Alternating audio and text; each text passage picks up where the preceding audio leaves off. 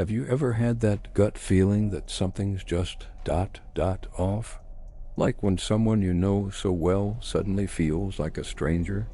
That's exactly what Sarah experienced with Mike, her boyfriend of 2 years. At first, it was subtle.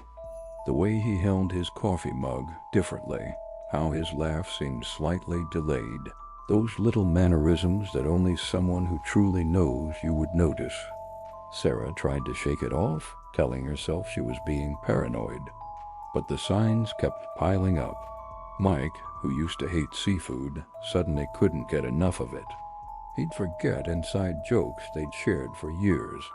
The way he looked at her, it was like someone studying a photograph, trying to memorize every detail. She started keeping her distance, making excuses to spend less time together. Her friends noticed she wasn't posting their usual couple photos anymore.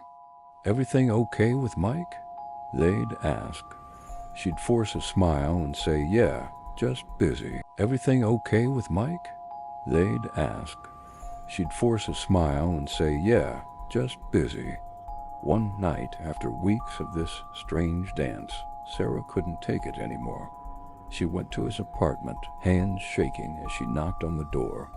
"Mike, we need to talk," she said firmly. "Something's different about you." He tried to laugh it off, but his eyes, they were cold, calculating. "Baby, you're imagining things," he said, reaching for her hand. But Sarah pulled away. "No," she insisted, "you're not Mike. You haven't been Mike for weeks now." That's when it happened.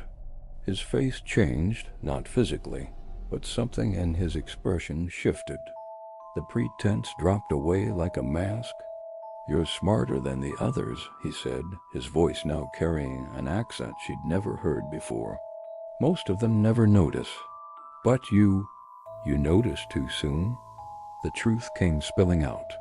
The real Mike was being held somewhere, while this imposter gathered intelligence on their social circle.